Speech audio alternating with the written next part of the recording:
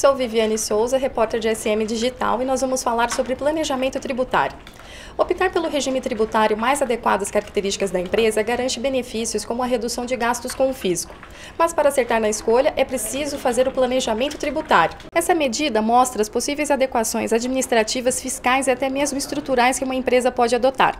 A ideia é enquadrá-la em um dos 3 regimes disponíveis hoje: o Simples Nacional, o lucro presumido e o lucro real. E quem vai dar mais detalhes sobre o assunto é Marcos Pagliaro, advogado tributarista. Olá, Marcos, como vai? Eu vou bem, Viviane. Muito agradecido pela presença de vocês aqui. Marcos, quais os riscos de escolher um regime tributário baseado apenas no faturamento anual da empresa? O risco de escolher o regime tributário baseado apenas no faturamento é o risco de errar o regime tributário adequado e pagar impostos e tributos de forma inadequada. Ou seja, você pode até chegar ao momento de pagar tributo quando, se você tivesse optado por um outro regime, não teria pago absolutamente nada.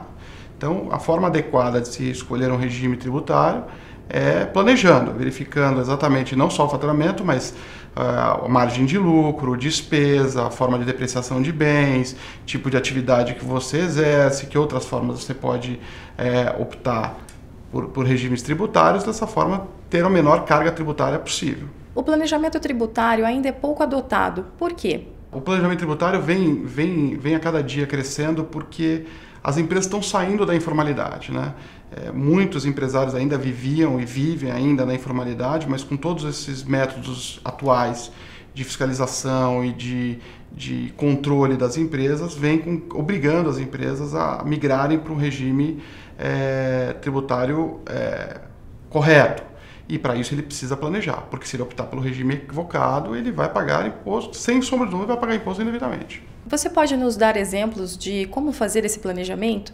Planejando a margem de lucro. Eu vou dar um exemplo simples disso.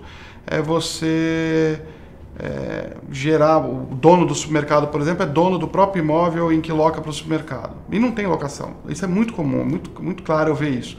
O dono do supermercado é dono do imóvel, o supermercado trabalha, tem o lucro dele, paga os impostos e acabou. Quando, na verdade, se ele for optante pelo lucro real, por exemplo, ele pode ter uma empresa que é dona desse imóvel, que loca o imóvel para o supermercado, gera uma despesa, nessa despesa ele ganha 34%, mais crédito, PIS, COFINS, tem um ganho fiscal muito considerável.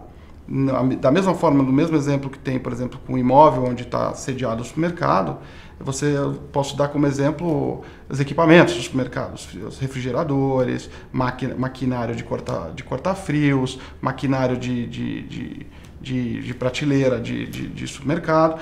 Tudo isso você pode usar através de uma outra empresa como título de locação e gerar uma despesa tributária de forma absolutamente legal. Marcos, nos fale mais sobre as vantagens desse planejamento.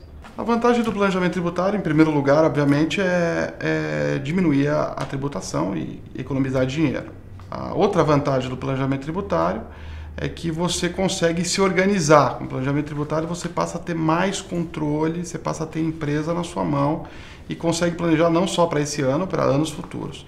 E uma outra vantagem que é muito importante nos dias atuais é que, fazendo o planejamento tributário, ao mesmo tempo você consegue fazer um planejamento de proteção do patrimônio e um planejamento sucessório.